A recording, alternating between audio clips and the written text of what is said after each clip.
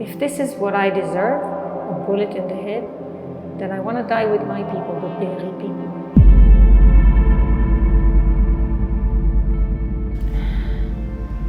I don't know how to say, luckily, miraculously, my own family, my own closest family, we survived that day. Terrorists have actually came quite early in the morning and broke into Sharon's house. They were in this house as well. They burned out Ruti's house, and her son somehow miraculously saved her from there. Ohadi's and Sandra's house was burned and they were killed. They invaded my house. They killed Gracie, a Filipino caregiver of Aviva. They killed Anula, and they killed Avia at the next house. Like, this neighborhood was completely taken by the Nukhba fighters. And the fact that I'm here today, the fact that Sharon was here to tell you that we survived is something that we can't understand. I remember on the first few days, the questions that kept bugging me was, how come I'm counting the dead and they're not counting me? I was focused. I didn't panic. I did the thing that my family told me was the best thing for me to do. The only thing you can do is keep quiet and don't dare to leave the safe room. It's the only thing that will keep you safe. So on that morning at 6:30, I was by myself in my safe room, which is on the other side of the house, on the front. We're at the back here. I remember I was like in touch with my family only by WhatsApps because we were not allowed to speak on the phone so that they wouldn't know that we're here.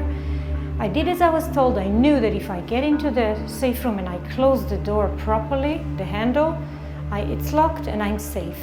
And I kept quiet, in touch with my family. At about 12:30, I heard a loud bang. This door was kicked in and they were in the house. They came in here. I heard them from there. This is the kitchen. The fridge was here. I remember hearing them opening the fridge because on the door of the fridge, you can always hear from anywhere in the house the sounds of the bottles clinging to each other. I heard it. I heard them speaking Arabic.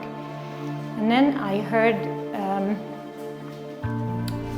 they fired from here at the safe room door. One here and one here. I didn't hold the handle and I didn't stand behind the door. I was hiding in the room. But the bullets went through and banged here. That wall, if I'd stood, see here and here, if I was standing over there, I most likely would have been killed or injured badly. I was hiding in this room. The window bar was closed, so it was dark in here. I was hiding here in between the bed and the wall. I remember when the door is shut and the window and the metal bar is shut, the echo of the firing has nowhere to evaporate. So all the echo was like banging my ears. I remember myself, it was painful, and I remember hearing a very loud noise. My ears were like ringing. The hours passes, it turned dark. I was like lying in my bed, waiting quietly, resting. I had no idea what's going on. And at about 8:30 at night, 14 hours after that day started, I heard Hebrew speaking from there, from the outside, and I knew it was soldiers, but I also knew that I'm not opening the door to anyone because I knew that some terrorists played soldiers and they were making people open the door. And then somebody came in from in there. The door was locked, so I don't know how they opened it. They must have had devices to open the door. And suddenly, like Galit opened the door, a soldier just easily opened the door and said, you are by yourself here? I didn't imagine that I'm going to get killed. The state of mind that I was in was that all the fears and the worries and the negative feelings were shut down. I was in a mode of survival. And that's what I did. And later on, when things have got clearer of the disaster that we went through. I remember for days, me and my daughter, we weren't able to eat properly. I wasn't able to listen to music for about 2 months. I couldn't. And music is my life. And I couldn't drink alcohol.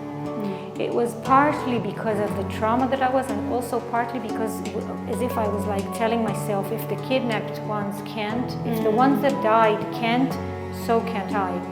And it took me a long time to be able to laugh, to go back laughing, and to be able to